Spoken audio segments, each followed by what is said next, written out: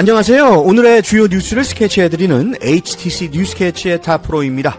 8월 1일 금요일, 오늘도 거품없이 신속하게 오늘의 미국 뉴스를 스케치해드리겠습니다. 먼저 헤드라인입니다.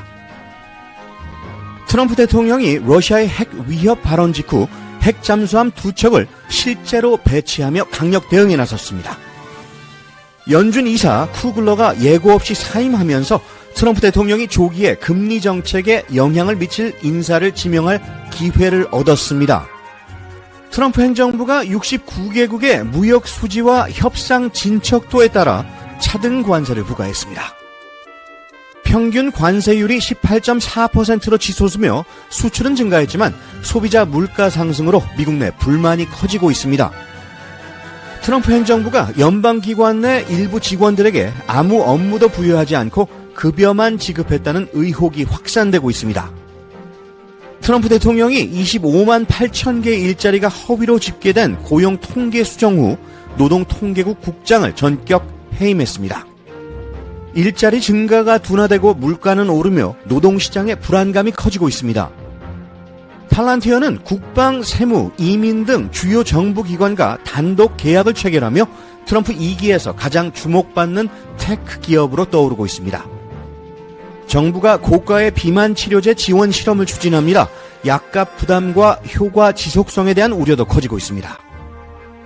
사회활동을 결합한 생활습관이 인지기능 저하를 효과적으로 예방할 수 있다는 임상 결과가 발표됐습니다. 지금까지 오늘의 헤드라인이었습니다. 오늘도 뉴스캐치를 찾아와 주셔서 감사드립니다. 오늘 첫 소식입니다. 도널드 트럼프 대통령이 러시아의 핵 위협성 발언에 대응해 미국 핵 잠수함 2척을 적절한 지역에 배치하도록 지시했습니다. 이번 조치는 단순한 발언을 넘어선 실질적 대응으로 해석되고 있는데요. 김윤범 리포터와 함께 자세한 소식 전해드립니다. 김 기자, 트럼프 대통령이 직접 핵 잠수함 배치를 지시한 배경부터 짚어볼까요?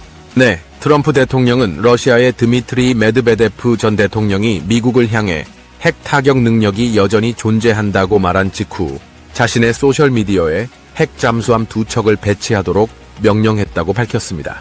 그는 이 조치가 혹시 모를 사태에 대비한 것이며 러시아의 도발적 발언을 가볍게 넘기지 않겠다는 뜻을 분명히 했습니다. 최근 트럼프 대통령이 무역과 관세 이슈에 집중하고 있었던 걸 감안하면 군사적 조치는 조금 의외로 느껴질 수 있습니다. 이번 배치는 어떤 맥락에서 이루어졌다고 봐야 할까요? 트럼프 대통령은 지난 7월 29일 러시아에 10일 내 휴전을 하지 않으면 강력한 관세 제재를 부과하겠다는 최후 통첩을 발표했죠. 그런데도 러시아는 오히려 이를 무시하듯 우크라이나 수도 키이우에 대규모 폭격을 감행했습니다. 이로 인해 어린이 5명을 포함해 1명이 숨지고 150명 이상이 다쳤습니다. 이에 트럼프 대통령이 군사적 긴장 수위를 한층 끌어올린 겁니다. 러시아의 공격은 인도주의적 측면에서도 큰 비판을 받고 있죠? 그렇습니다. 러시아는 어린이 병원, 주거지, 학교 등을 무차별 공격했고 부상자 중에도 어린이가 16명이나 포함됐습니다. 우크라이나 정부는 2022년 전쟁 이후 하루 최다 어린이 피해 사례라고 밝혔고 키이우시는 이번 사태 직후 애도의 날을 선포했습니다. 젤렌스키 대통령과 우크라이나 정부의 반응도 거셌죠? 젤렌스키 대통령은 러시아가 300여 대의 드론과 미사일을 동원해 극도로 교활한 공격을 감행했다며 방공망의 과부하를 유도한 전략이라고 비판했습니다. 또 우크라이나 총리와 외교장관도 트럼프의 데드라인에 대한 푸틴의 대답이 바로 이번 폭격이었다며 러시아에 대해 국제사회가 최대 압박에 나서야 한다고 목소리를 높였습니다. 그렇다면 미국의 다음 수순은 어떻게 전망되나요? 트럼프 대통령은 관세 외에도 제재와 군사적 조치를 모두 카드로 꺼내들었다는 점에서 단순한 경고에 그치지 않겠다는 의지를 드러낸 것으로 보입니다. 핵 잠수함 배치는 상징적인 군사력 시위일 뿐 아니라 실제 대비태세의 일환으로도 해석됩니다. 트럼프 대통령은 주말 동안 뉴저지 배드민스터 골프클럽에서 시간을 보낼 예정이지만 외교 안보적 조율은 백악관 내부에서 계속 진행 중입니다. HTC 뉴스캐치 김윤범이었습니다. 러시아의 강경 도발과 트럼프 대통령의 핵 대응 지시는 한치의 양보 없는 강대강 대치로 향하고 있습니다. 앞으로 열흘 세계의 이목이 미국과 러시아의 움직임에 집중될 것으로 보입니다. 연방준비제도 이사 아드리아나 쿠글러가 임기 도중 예고 없이 사임하면서 도널드 트럼프 대통령이 조기에 연준 이사진을 교체할 기회를 얻게 됐습니다. 쿠글러는 2023년 바이든 대통령이 지명한 노동경제학자로 이번 사임으로 연준의 정책 방향에도 변화가 예상됩니다. 트럼프 대통령은 최근 금리 인하를 강하게 압박해온 만큼 자신의 경제 기조에 맞는 인사를 임명할 경우 연준 내부 기류에도 영향을 줄 수 있습니다. 연준 이사의 임기는 최대 14년이지만 중도 사임은 드문 일이 아닙니다. 다만 이번 타이밍은 정치적 의미가 크다는 평가입니다. 도널드 트럼프 대통령이 68개국과 EU 등 총 69개 경제 주체에 대해서 새로운 상호 관세율을 발표했습니다. 핵심은 무역 수지와 협상 진척도에 따라 관세를 차등 부과했다는 점입니다. 한국은 무역 합의 타결로 기존 25%에서 15%로 크게 인하됐고 일본과 EU도 10에서 15%포인트 감면 혜택을 받았습니다. 반면 시리아는 41%, 라오스, 미얀마는 40%, 스위스는 39%로 상위권을 기록했습니다. 특이하게 브라질은 기본 10%에서 정치적 이유로 추가 40%가 붙어 사실상 50% 관세가 적용됩니다. 중국은 미중 관세 상호 인하 합의로 명단에서 빠졌습니다. 관세 발효일은 기술적 준비를 이유로 8월 1일에서 7일 0시 1분으로 재조정됐습니다. 트럼프 대통령은 취임 6개월 만에 3조 달러 규모의 세계 무역 질서를 뒤흔들며 평균 관세율을 18.4%까지 끌어올렸습니다. 이는 1930년대 대공황 이후 최고 수준입니다. 그는 기존의 다자간 협상을 무시하고 각국을 개별 압박하는 방식으로 미국 중심의 빠른 거래를 추진해 왔습니다. 일부 산업은 미국산 제품 수출이 늘어나며 반색했지만 구체적 합의문 없이 발표만 난무하는 거래들이 많아 실효성에는 의문이 제기됩니다. 미국 소비자들은 관세 여파로 물가 상승을 체감하고 있으며 여론조사에선 62%가 트럼프의 무역 전략에 부정적입니다. 경제성장 둔화, 기업 비용 증가, 수출국 불신이 겹치며 트럼프표 무역 전략은 정치적 모험이자 경제적 시험대에 오르고 있습니다. 유미정 기자, 트럼프 행정부의 연기 사직 프로그램이 논란입니다. 근데 이번엔 단순한 감원이 아니고 일한시키고 월급은 다 준다는 비판까지 나오고 있죠? 그렇습니다. 트럼프 행정부가 지난 6월 기준으로 15만 4천 명 이상의 연방 직원들에게 일을 맡기지 않으면서도 급여를 지급 중인 것으로 확인됐습니다. 이들은 자발적으로 올해 9월 30일 또는 내년 말까지 급여를 받고 사직하기로 한 사람들입니다. 일을 안 하면서도 세금으로 월급을 받는 사람 수가 이렇게 많다는 건 상당히 충격적인데요. 이게 전체 공무원 중 어느 정도 규모입니까?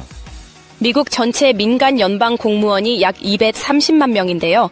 이번에 월급만 받고 일하지 않는 인원이 전체의 약 6.7%에 해당합니다.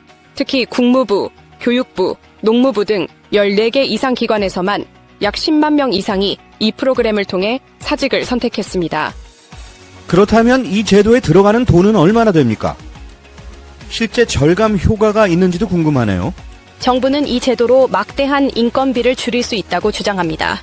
하지만 상원 민주당 조사 결과는 다릅니다. 전체 프로그램에 약 217억 달러가 투입됐으며 이 중 147억 달러는 조기 사직에 61억 달러는 행정휴직 상태의 직원들에게 지급된 것으로 추산됩니다.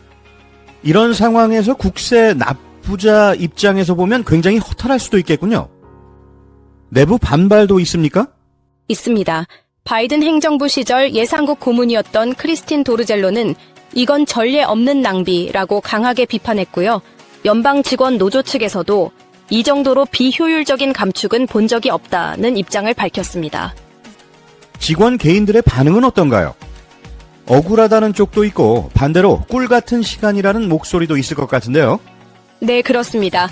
교육부에서 근무했던 한 여성은 30년 경력 끝에 강제로 행정휴직 상태가 되었고 우울증과 정체성 상실을 호소했습니다.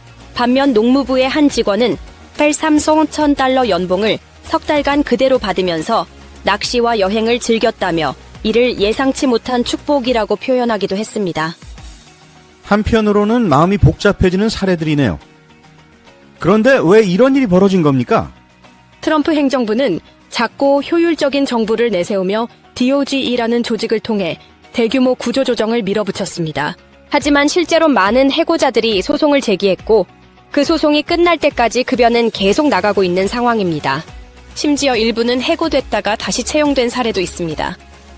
정부 축소와 재정 절감이라는 명분은 있지만 현실은 오히려 반대로 세금 낭비라는 지적이 더 강하게 들리네요. 맞습니다. 특히 미국의 연간 예산이 거의 7조 달러에 이르고 그중 인건비는 작은 비중이기 때문에 이번 프로그램이 과연 실효성이 있는지 회의적인 시각도 많습니다. 트럼프 행정부는 이번 구조조정이 장기적으로는 미국 납세자들에게 큰 이익이 될 것이라고 주장하지만 이미 지출된 200억 달러 이상의 세금과 불확실한 절감 효과를 두고 논란은 더욱 확산되고 있습니다. HTC 뉴스캐치 유미정이었습니다. 네, 결국 절감이란 이름 아래 발생한 거대한 지출이 과연 누구를 위한 것이었는지 앞으로 더 면밀한 조사가 필요해 보입니다. 유미정 기자 수고하셨습니다. 도널드 트럼프 대통령이 노동통계국 BLS 국장을 전격 해임했습니다.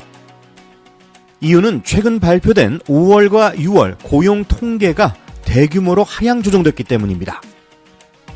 원래 발표보다 무려 25만 8천 개의 일자리가 없던 것으로 드러나면서 일자리 시장의 신뢰도에 큰 타격을 줬습니다.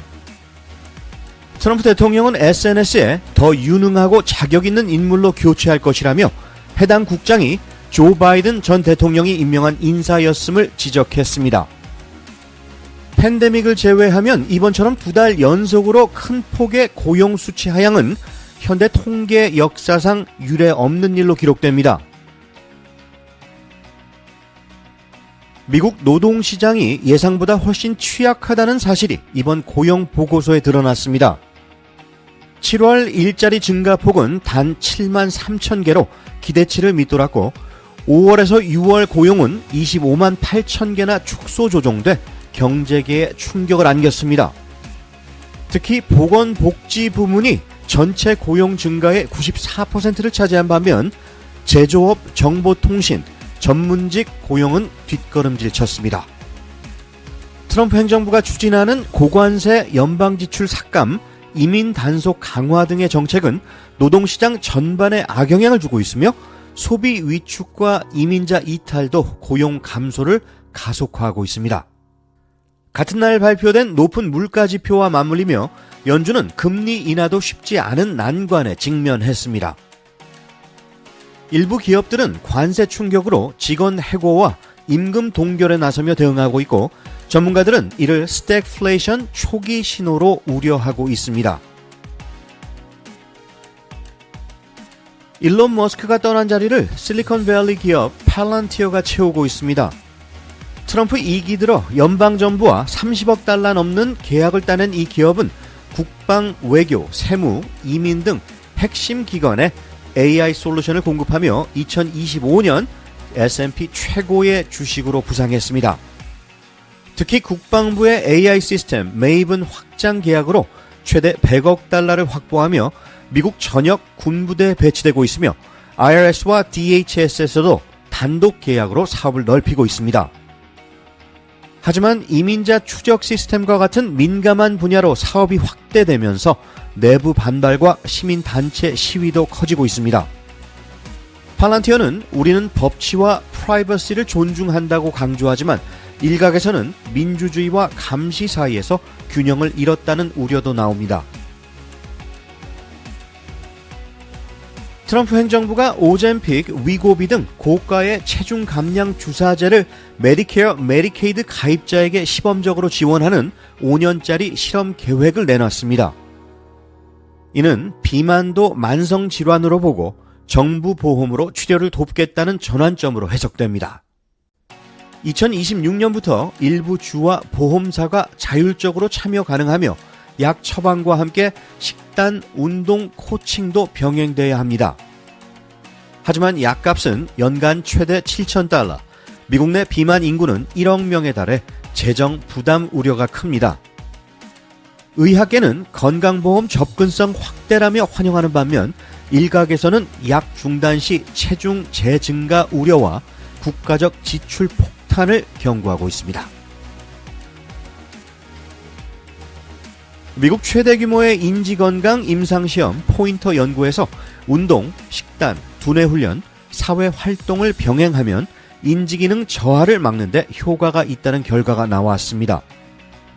60세에서 79세 성인 2천여 명을 대상으로 2년간 진행된 이번 연구에 따르면 스스로 건강 정보를 실천한 그룹도 뇌 건강이 향상됐지만 체계적인 맞춤 프로그램을 받은 그룹이 더 뚜렷한 개선을 보였습니다.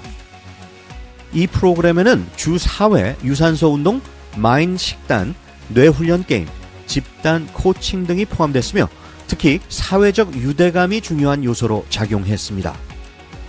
연구진은 행동 변화만으로도 인지 기능이 개선될 수 있다면서 치매 예방은 단순한 유전 문제가 아닌 생활 습관의 힘이라는 점을 강조했습니다.